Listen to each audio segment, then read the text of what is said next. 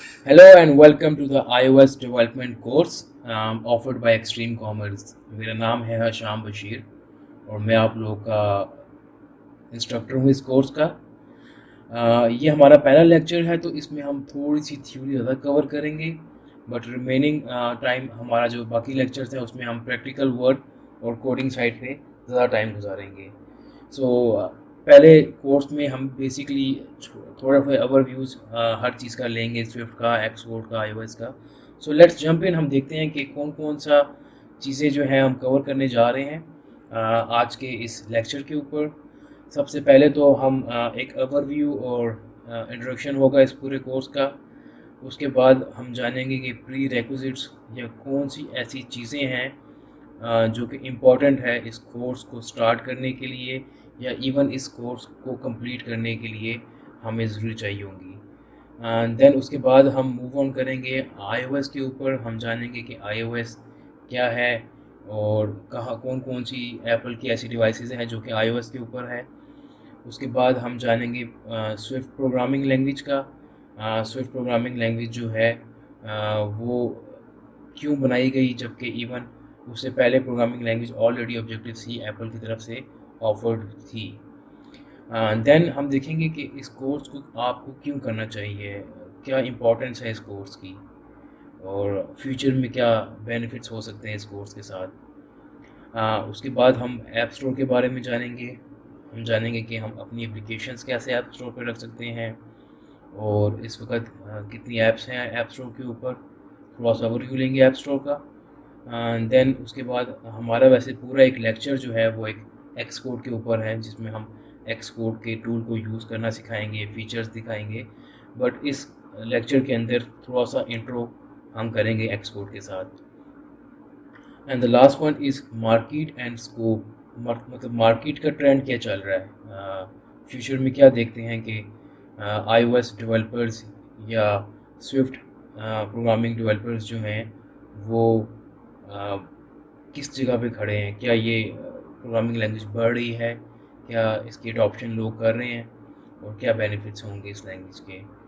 So moving on, basically mobile development जो है वो आजकल तो सिर्फ iOS और एंड्रॉयड की हो रही है। इससे पहले अगर हम देखें तो हमारे पास विंडोज़ फ़ोन हुआ करते थे, ब्लैकबेरी हुआ करते थे, नोकिया का भी था। तो मुख्तलिफ़ लैंग्वेजेस पे और मुख्तलिफ़ टूल्स हम यूज़ किया करते थे उन सारे मोबाइल के एप्लीकेशंस बनाने के लिए। बट अब हमारी जो मार्केट है वो फोकस हो गई है iOS और एंड्रॉयड के ऊपर।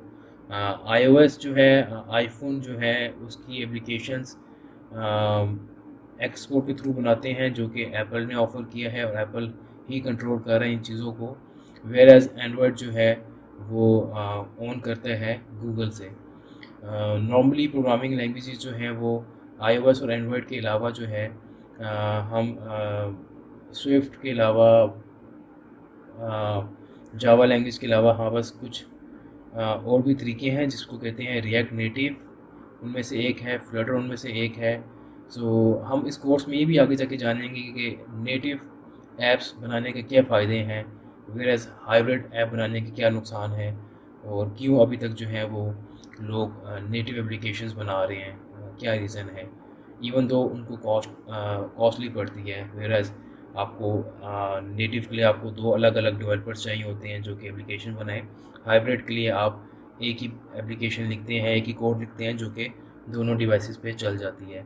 सो हम डिटेलली जानेंगे because there are lot of reason, काफ़ी सारे रीज़न्स हैं। और इसीलिए मार्केट में भी अगर आप देखें तो मार्केट ट्रेंड्स और जॉब्स वगैरह जो हैं वो नेटिव्स की ज़्यादा आ रही हैं वेयर एज़ हाइब्रिड। उसके बाद हम देखेंगे स्विफ्ट लैंग्वेज के बारे में। स्विफ्ट लैंग्वेज जो है वो 2014 में लॉन्च हुई है और वो लॉन्च इस माइंडसेट के साथ एप्पल ने लॉन्च किया है कि इजीली लोग जो हैं इसको अडॉप्ट कर सकें, इजीली जो है वो हम जो है सीख सकें और मैक्सिमम लोग जो हैं वो एप्पल की डेवलपमेंट की तरफ आ जाए। उसके बाद हम मूव ऑन करेंगे ऑब्जेक्टिव सी के ऊपर। हम जानेंगे ऑब्जेक्टिव सी के बारे में कि ऑब्जेक्टिव सी मेमोरी मैनेजमेंट के साथ, और फिर उसके बाद हम हल्का सा रिव्यू लेंगे क्योंकि स्टिल ऑल दो काफ़ी पुरानी लैंग्वेज है, लेकिन स्टिल कुछ पुरानी ऐप्स, पुरानी कंपनीज ऐसी हैं जो कि टोटली जो है वो अपने आप को मूव नहीं कर सकी या शिफ्ट नहीं कर सकी स्विफ्ट की तरफ, वो भी आस्ता आस्ता मूव कर रही है। So there are many jobs for Objective C as well. उसके बाद फिर हम मोस्टली हमारा जो फोकस रहेगा वो स्विफ्ट की तरफ ही रहेगा। Okay, moving on, what are the prerequisites, कौन कौन सी चीज़ें हैं जो कि बहुत इम्पॉर्टेंट है। सबसे पहले हमारे पास जो इम्पॉर्टेंट है वो है मैक मशीन। मैक ओएस कहते हैं इसको, जो कि एप्पल की तरफ से दी जाती है। इसके अंदर सबसे पहले तो हमारे पास या तो हम मैकबुक ले सकते हैं जो कि लैपटॉप की तरह होता है, या फिर हम इसमें जो है वो आई मैक ले सकते हैं जो कि एक स्क्रीन होती है, उसी के अंदर CPU GPU होता है एप्पल की तरफ से, वो भी है। या हम मैक मिनी ले सकते हैं। मैक मिनी जो है वो भी इसी तरह परफॉर्म करता है जैसे कि हमारे टावर पीसीज, डेस्कटॉप पीसीज होते हैं। आपको मॉनिटर अटैच करना पड़ता है, साथ में कीबोर्ड और माउस लगाना पड़ता है। तो मैक मिनी की प्राइस कंपैरेटिवली काफ़ी सस्ती होती है मैकबुक से, क्योंकि वो पोर्टेबल नहीं होता, आप इसीलिए इसको मूव अराउंड नहीं कर सकते। सो कंपैरेटिवली प्राइस मैक मिनी की काफ़ी सस्ती होती है मैकबुक से, और आई मैक की कंपैरिजन किए लिए। लेकिन डोंट वरी, अगर स्टिल आप लोगों के पास मैकबुक नहीं है, there is a way around. एक और तरीका है जिससे आप विंडोज़ सिस्टम, डेल वाले, HP वाला, उन सिस्टम्स को यूज़ करते हुए भी आप एप्पल डेवलपमेंट कर सकते हैं। जैसे कि आप उसके अंदर VMware इंस्टॉल कर सकते हैं, वर्चुअल मशीन इंस्टॉल कर सकते हैं। इजीली नेट पे फ्री अवेलेबल होता है, कुछ पेड होते हैं कुछ फ्री होते हैं। सो आप उनको डाउनलोड करते हैं, उसमें फिर आप उसके अंदर आप operating system Mac OS install करते हैं। तो आप पैरेलल विंडोज़ और मैक दोनों यूज़ कर पाते हैं एक ही मशीन को यूज़ करते हुए। सो उसके अंदर हम एक्सकोड इंस्टॉल कर सकते हैं। There is a way around कि हम इस तरीके से भी जा सकते हैं अगर हमारे पास मैक मशीन नहीं है। Then moving on, basic programming language. Basic programming language जो है ना वो आना बहुत ज़रूरी है। जैसे कि लूप्स होना, switch statement, conditional statement, if else के बारे में, लूप की डिफरेंट टाइप्स के बारे में। तो बिल्कुल बेसिक आपको जो है ना वो पता होना चाहिए प्रोग्रामिंग लैंग्वेज का। देन द लास्ट, बट मैं इसको हमेशा टॉप पे ही रखता हूँ, पैशन टू लर्न। पैशन, अगर आपके पास, आप पैशनेट हैं और आप चीज़ को अचीव करना चाहते हैं, सो आप इजीली अचीव कर पाते हैं। बट अगर पैशनेट नहीं है तो आप इवन इजी चीज़ें भी आपसे नहीं हो पाती। सो पैशनेट मेरे अकॉर्डिंगली टॉप पे आना चाहिए। आपको पैशनेट होना चाहिए चीज़ों को सीखने के लिए। बहुत फेमस कोटेशन है, मैं मोस्टली हर जगह इसको यूज़ करता हूँ। People with a great passion can make the impossible happen. जो लोग पैशनेट होते हैं वो इम्पॉसिबल थिंग्स को भी जो है वो इजीली पॉसिबल कर बैठते हैं अपने जज्बे के साथ। तो ये बहुत इम्पॉर्टेंट है। So moving on, iOS basically iOS एक प्रोग्रामिंग ऑपरेटिंग सिस्टम है जो कि एप्पल की डिवाइसेस में यूज़ होता है। पहले तो ये iOS आईपैड, आईपॉड, आईफोन सब में यूज़ होता था, इंटरनेट डिवाइस में यूज़ होता था। बट 2019 में जो है वो आईपैड का जो है वो ऑपरेटिंग सिस्टम अलग कर दिया गया है, जिसको आईपैड OS कहते हैं। उससे पहले iOS ही यूज़ हो रहा था। सो बेसिकली सिंपल टर्म, हम सिंपल ज़ुबान में बोलें तो ऑपरेटिंग सिस्टम क्या होता है। ऑपरेटिंग सिस्टम वो चीज़ होती है जो आपके हार्डवेयर को इन्फॉर्म कर रही होती है कि आपका यूज़र ये एक्टिविटी परफॉर्म कर रहा है। लाइक अगर आप स्क्रीन की ऊपर रोटेट कर रहे हैं, फिंगर ट्विस्ट कर रहे हैं, पिंच कर रहे हैं, आप अगर कुछ जो एक्टिविटीज़ परफॉर्म कर रहे हैं, सो आपका ऑपरेटिंग सिस्टम जो है ना वो बता रहा होगा हार्डवेयर को कि ये चीज़ें जो हैं वो परफॉर्म हो रही हैं यूज़र लेवल पे। तो हर तरह का, अभी जैसे कि हमारा जो टॉपिक है ये पूरा कोर्स जो है ये iOS के गिर्द ही घूमेगा। तो हम डिटेलली इसके बारे में और भी आगे जानेंगे। सो बेसिक टर्म आपको इस वक्त ये बता सकता हूँ मैं कि ऑपरेटिंग सिस्टम है जो कि एप्पल की तरफ से दिया गया है। So let's move on. Swift programming language, जैसे कि आपको पहले बताया गया है कि 2014 में स्विफ्ट लैंग्वेज रिलीज़ हुई थी, और इस माइंडसेट के साथ इस लैंग्वेज को जो है वो रिलीज़ किया गया था कि ये इजी अडॉप्शन हो, इजीली हर बंदा इसको सीख सके। मैं काफ़ी सारे बच्चों को जानता हूँ, ऐसे लोगों को जो कि जिन्होंने अब तक मैट्रिक भी नहीं की हुई और वो भी एप्लीकेशंस बना रहे हैं स्विफ्ट लैंग्वेज को यूज़ करते हुए। इवन रिसेंटली एक दो भाइयों ने जो कि 6 और 7 क्लास में आई बिलीव थे, उन्होंने अपनी पूरी सॉफ्टवेयर कंपनी खोल ली है, क्योंकि उन्होंने पहले प्रोग्रामिंग लैंग्वेज की, iOS सीखा, एप्लीकेशंस बनाई, एड्स लगाए, उनको सेल आउट किया आगे, तो उसके बाद उन्होंने अपनी पूरी कंपनी ओपन कर दी है। तो स्विफ्ट लैंग्वेज बहुत इजी है। इसी माइंडसेट के साथ जो है ना एप्पल ने भी इसको रिलीज़ किया है।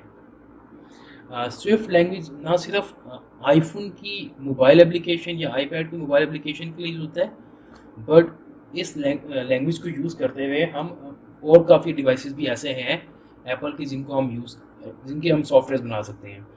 जैसे कि हम मैकबुक है, मैकबुक उसमें मैक ओएस यूज़ होता है। अब आपने उसके लिए एप्लीकेशन बनाई है जिसको हम नॉर्मली कहते हैं डेस्कटॉप एप्लीकेशन, वो भी हम बना सकते हैं मैक ओएस के लिए इसी लैंग्वेज को यूज़ करते हुए। एप्पल की डिफरेंट वॉचेस हैं, उन वॉचेस की एप्लीकेशंस भी बनती हैं। उन एप्लीकेशंस को बनाने के लिए भी हम स्विफ्ट लैंग्वेज को यूज़ करते हैं। एप्पल ने अपना टीवी रिलीज़ किया हुआ है जिस पे आप एप्लीकेशंस डाउनलोड करते हैं और एक्टिविटीज़ करते हैं, प्ले अराउंड करते हैं।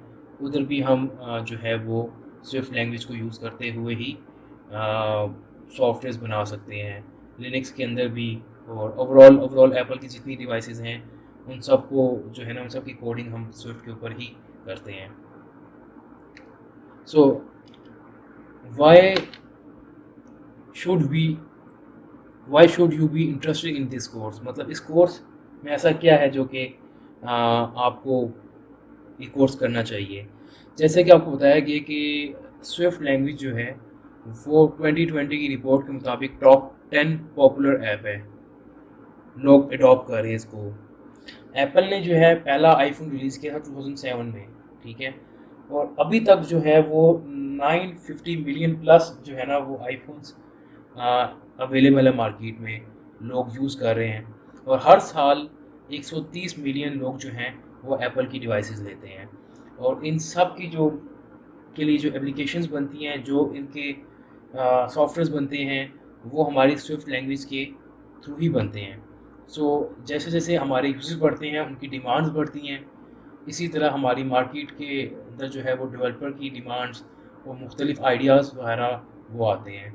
So that's why this course is very important. इस कोर्स में आप लेके आप अभी भी देख सकते हैं, मोस्टली अगर आप लिंक्डइन यूज़ करते हैं तो देखते हैं कि जब आप सर्च वगैरह करते हैं किसी भी स्पेसिफिक जॉब टाइटल के साथ, सो आप देखेंगे किसी भी कंट्री के अंदर मोस्टली डिमांड्स हमारे पास मोबाइल एप्लीकेशंस की ही आई होती है।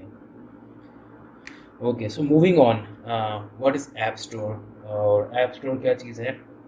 ऐप स्टोर वो मार्केट प्लेस है, या हम कह सकते हैं वो प्लेटफॉर्म है या वो स्टोर है जहाँ पे डेवलपर्स और मुख्तलिफ़ कंपनीज़ अपनी अपनी एप्लीकेशन जो हैं वो अपलोड करते हैं। जैसे कि हम एंड्रॉयड में कह सकते हैं, एंड्रॉयड में हम कहते हैं इसको प्ले स्टोर, जहाँ पे डेवलपर्स अपनी एप्लीकेशंस रखते हैं और आम यूज़र्स जो है उनको डाउनलोड करते हैं। आइदर दे आर फ्री, या वो आपके जो होते हैं पेड एप्लीकेशंस होती हैं, या वो इन ऐप परचेजेस भी होती हैं, या आप इसमें ये ऑप्शन भी होता है कि आप सिंपली नीचे ऐड लगा देते हैं तो उस ऐड का रेवेन्यू भी आता रहता है।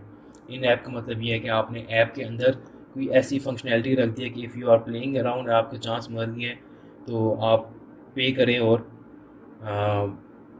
जो है इसको यूज़ कर सकें, चांस ले सकें। सो ये चीज़ भी जो है ना वो हो सकती है।